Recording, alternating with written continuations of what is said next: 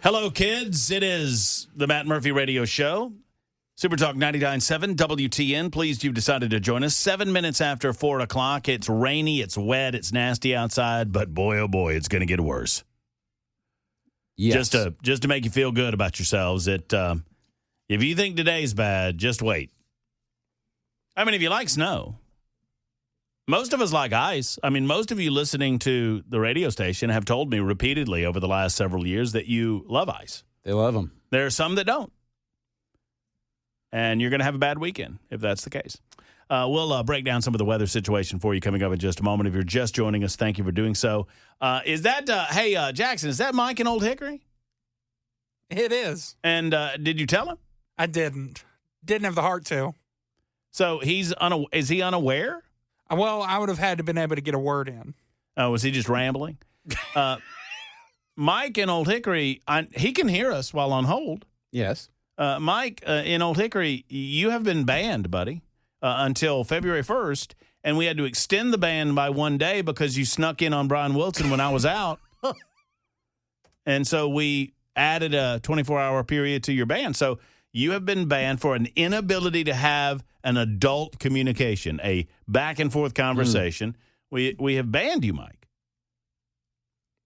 Well, he likes listening from the hold line. I mean, I guess so. Cameron Smith is with us. He's here for another hour. We're discussing immigration and customs enforcement. We're discussing activity in Maryland. We're going to talk about Greenland in a moment. I want to fight with you about something. I don't know why. Why do I want to argue with you? You usually do. Well, that's true. That's normal. It's okay. That's fair. But we are very, very close on this issue of protecting the rights. And y'all need to be real clear on this. I don't particularly care, and this y'all could say this is a fault of mine. I don't particularly care about the rights of an illegal alien, but I do very, very much care about the rights of the American citizen. Yes. And if you're walking down the street and you are doing nothing wrong, a police officer, I am simultaneously, as much as I care about the American citizen, I care about our law enforcement, and I believe in our law enforcement. But there is a reason that law enforcement can't just randomly demand that you identify yourself. Yep. Because we don't live in that level of a police state. We don't live in a police state. That's it. We don't live where a police officer cannot knock on your door and without any cause whatsoever demand that they see your paperwork, demand that they come through your stuff. That's not the way we live. And so what Cameron and I have been talking about for the better part of the last 20 minutes is it is not necessarily to protect the rights of the illegal alien. It is to protect your rights. Yeah. And I get it. You know, I back the blue, man. Like, I want the police, I want federal agents to be able to do their job and enforce the law. I am wholly supportive there. When it comes to stop and identify stuff, I start to get real queasy. And then particularly when it comes to your home, like, if they don't have a warrant, judicial warrant, then no. No, you're not coming in. You can invite them in if you want to, but no. No, but once again, Lost Boys rule. Lost Boys rule. Don't invite a vampire in. Right. You know? And sometimes law enforcement vampires. Yeah, well, we give pretty good latitude to law enforcement when it comes to that phrase, reasonable suspicion. Yes. So let's not pretend that police officers, in reality, on the beat, if they think something's going on, legitimately, I mean, these are not bad cops. These are good cops that think something's going on.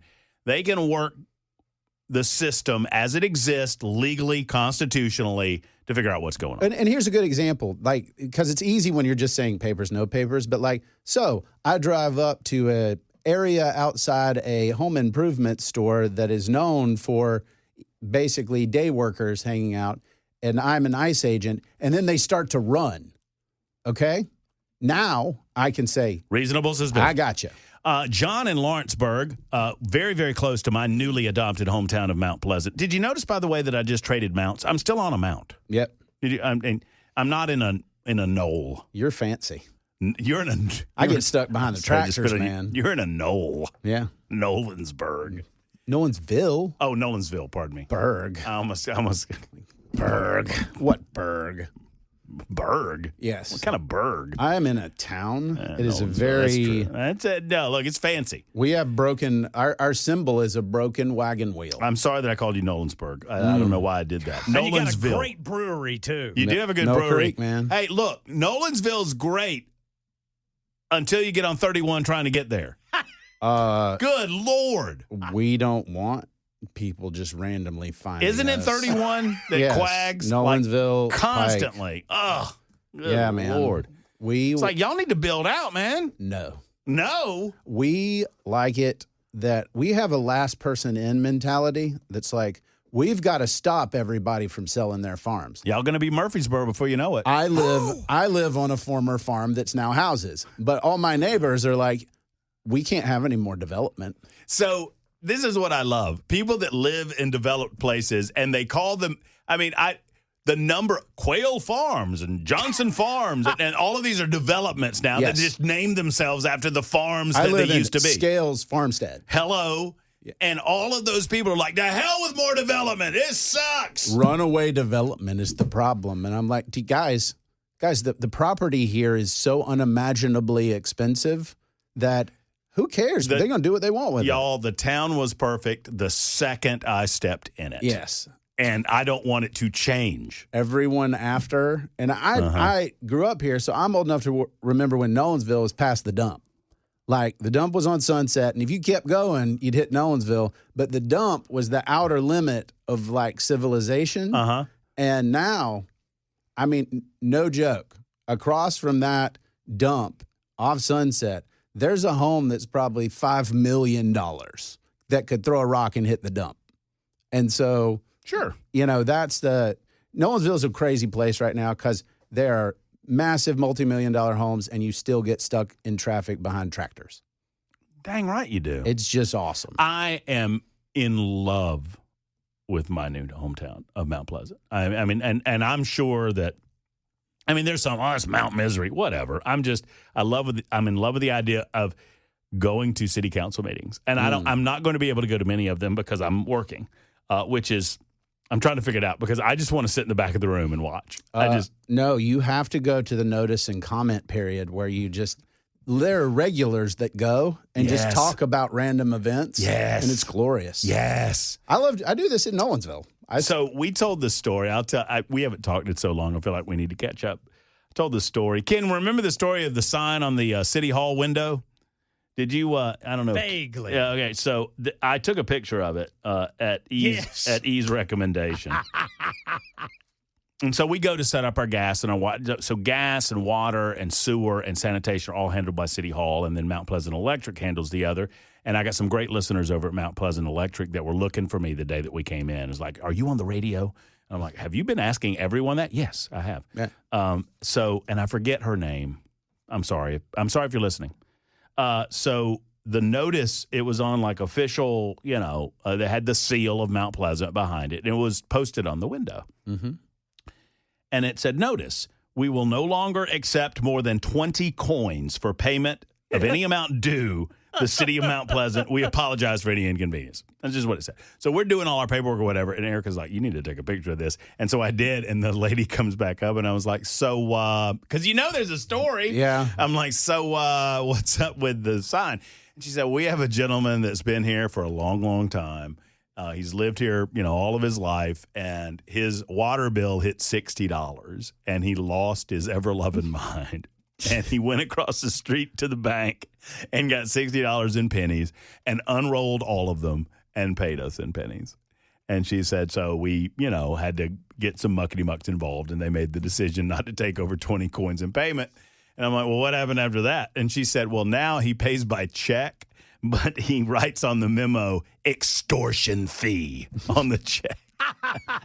I just know get that 'em. those coins, legal tender for all debts, public and private. So Not those pennies anymore. I Donald don't Trump know. said no more pennies. yeah, well, we just have. It's funny on the Super Doc text line they were saying that Nolensville just used to be the Sonic.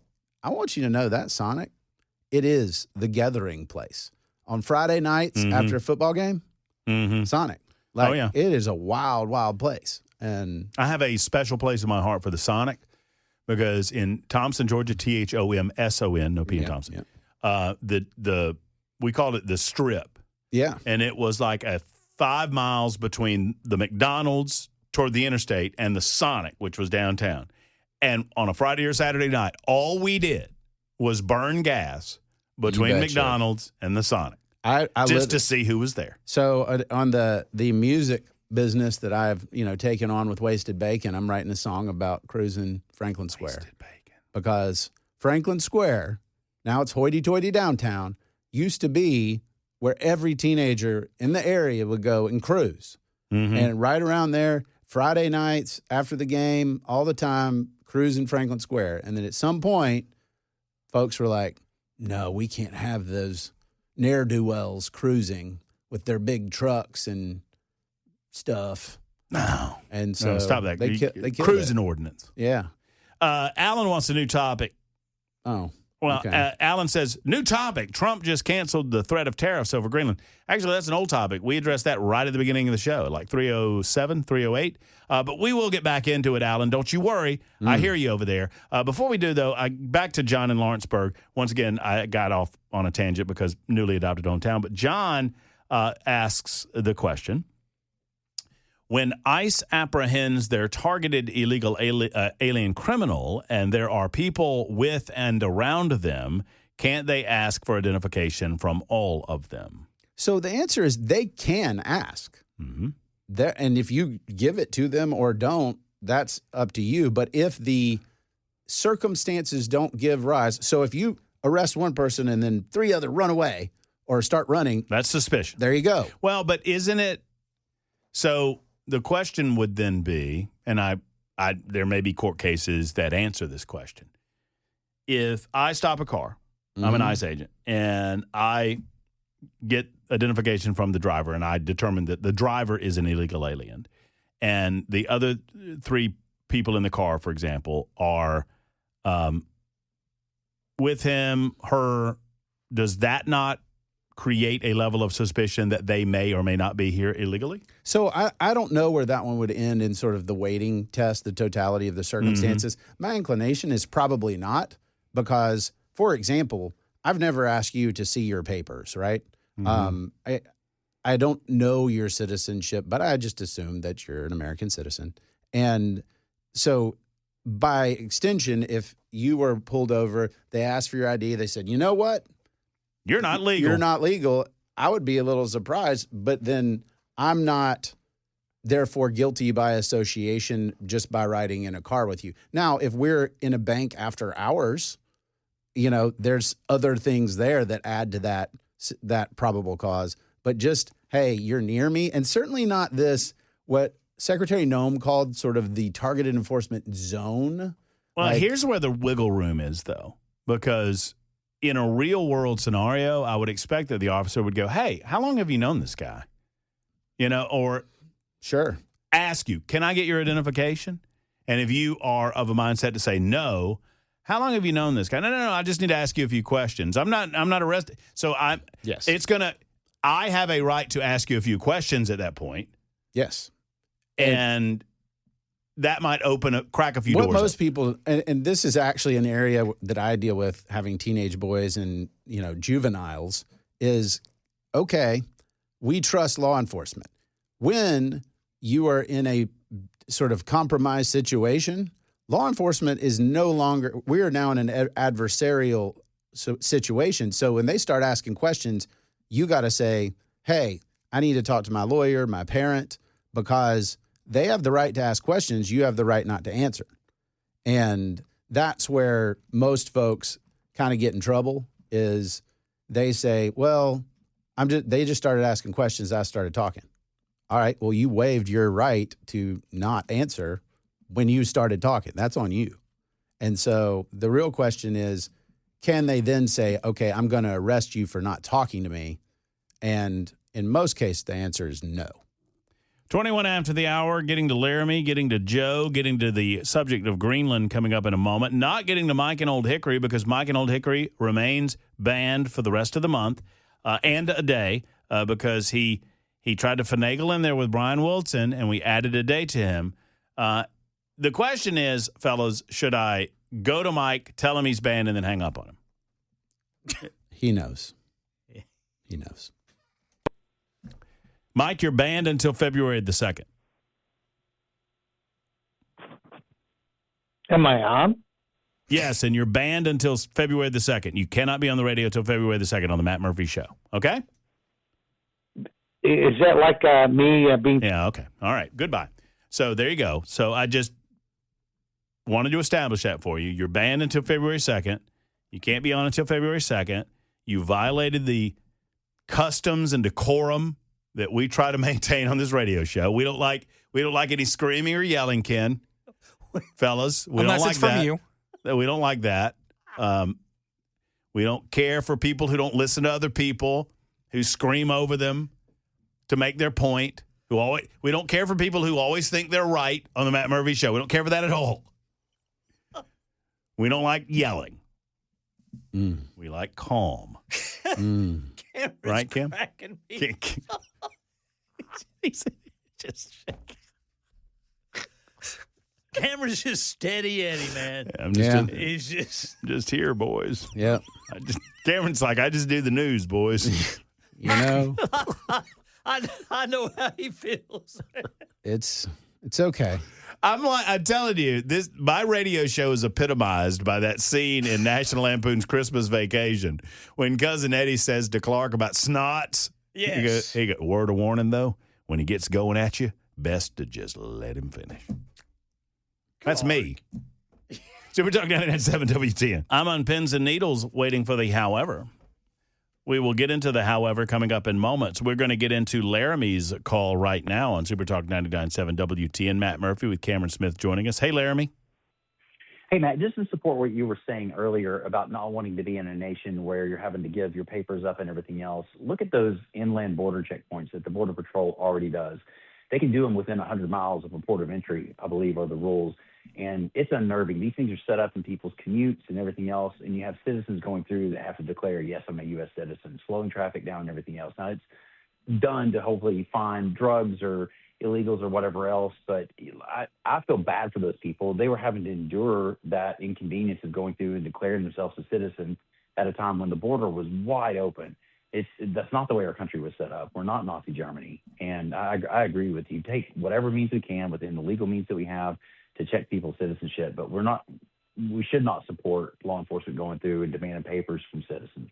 But there's also nothing illegal, and I'm not arguing with you, but I want to clarify the point. There's nothing illegal about anyone within law enforcement asking you if you're a U.S. citizen. Nothing illegal about it. No, they can ask, but I think Cameron said earlier, like you don't have to get this happens. I was a cop for years in East Tennessee, and this would happen when you pull over a vehicle, and the reason you're pulling it over is for the driver and the driver's actions. You have to develop, reasonable suspicion or probable cause beyond your initial scope of the stop to get the driver's information or passenger's information. And two very different things. Driver and passenger, two very. I mean, as you know better than me, Larry. I mean, if you were a police officer, you know that it's very different how you handle the driver versus how you handle the passenger, because your issues with the driver at that point if it's a traffic infraction.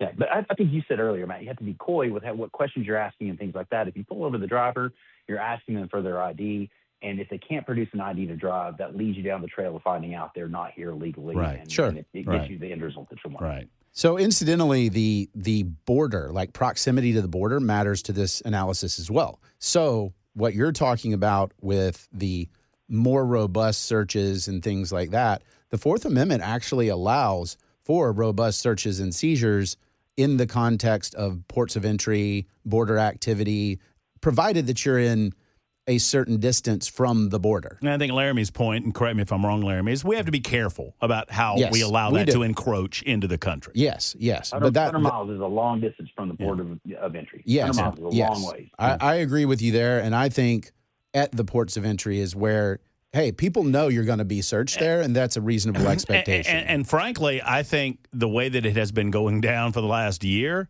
is the way that it should. If you stop them at the border, you don't have to worry about them 100 miles in.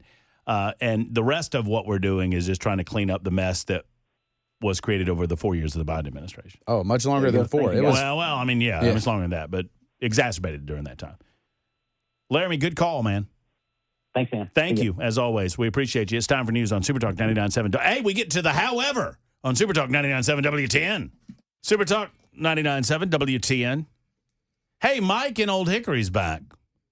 What did Mike have? Mike called back on old line 1 there, Jackson? He did. Yeah, and what did he have to say? You're a communist I'm a communist? against free speech, Okay. and you have exposed yourself. Please don't expose yourself. Please. I can't take any more. What? It's been a long day.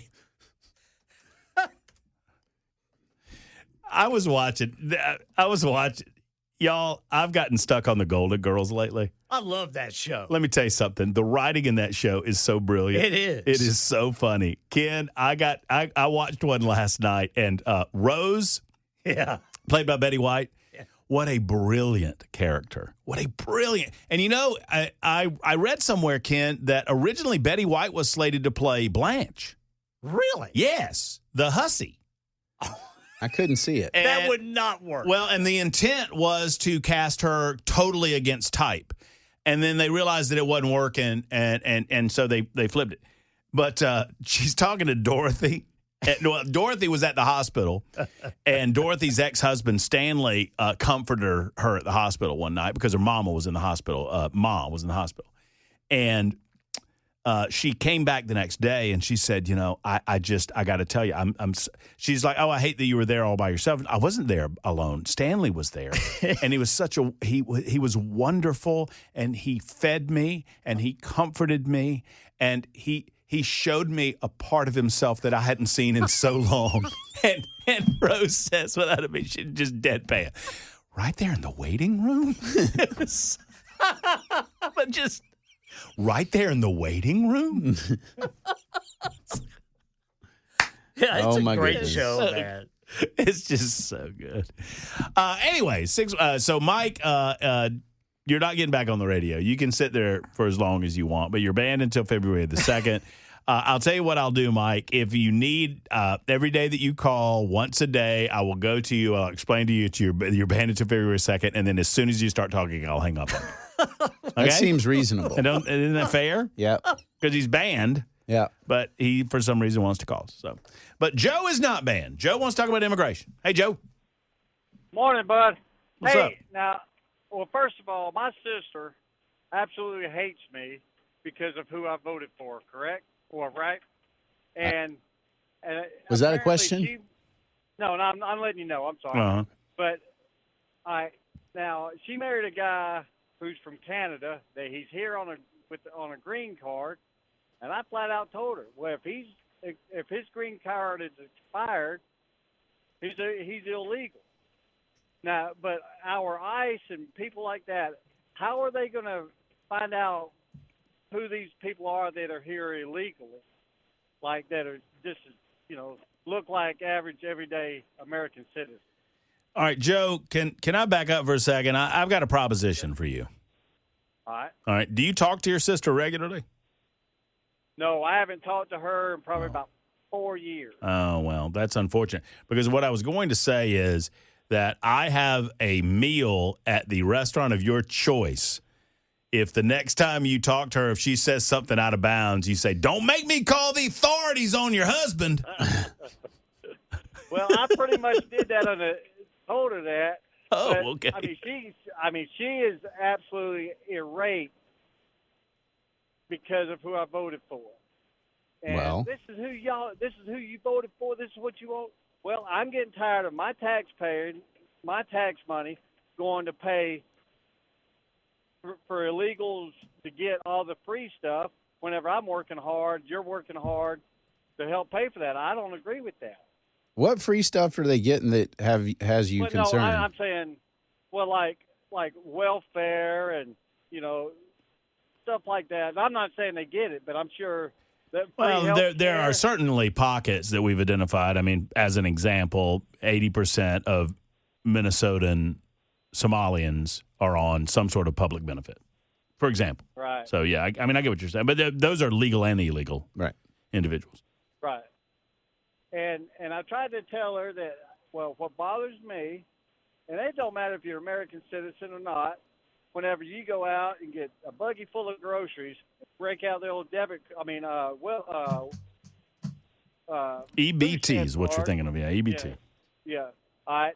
And then whenever I go, I'm having a hard time paying for what I got. But then those same people with 2 buggies of groceries put it in a high-dollar car, and healthy as a daggum horse that could work. And that bothers me with American citizens, but it really, really bothers me for people coming here from another country. And I have 2 half-sisters from Honduras. So they got here. They live over in Houston. They got here, and they did it the right way. They went through the channels. They are here legally because we have the same dad, and I'm as white as all get out. But anyway, my one sister up in New York, she absolutely hates me for who I voted for, and she's so scared to death that her husband's going to be deported. Well, text your sister and tell her to call me sometime. I'd love to talk with her. I bet she's fun. Oh yeah, yeah. But anyway, I wanted. Go ahead. No, I was just going to say, just how it was the last time I talked to her. Oh my gosh, I haven't talked to her in about 4 or 5 years, and all of a sudden. She was mad at you the first time around when you voted for Trump in 2016. She didn't even know that. She didn't know. She didn't know it until because we never talked politics or nothing. But this time. We got to talk, and I wanted to reach out to him because I haven't talked to her in a long time. But so then, I got you. So you reached out to her after Trump won? Yes. Oh, okay. I want to say in the last couple months. I just wanted to see how they're doing, see how she's going, how she's doing, and then once she found out that I voted the right way, and oh my gosh. Yeah, my liberal friends, and thank you, Joe, for the call. God bless you. You know what? Be nice to your sister. She's going through it. She's got TDS, obviously. Emotions, sadly, are ruling the lives and maybe even ruining the lives of some of our liberal friends. Yeah. And you got to be nice to them. And I have this with my wife's family is very left of center, and I talked to him, and I said, just say, what are you concerned about? Do they read your columns? Oh, yeah. Yeah, and that's fun. And I've told him this. I said, here's the deal. You get to read my thoughts out loud. Like, they're just sitting there for everybody to review. I don't get to review yours. So if you want to talk about something, you don't need to read my column and then argue with my column.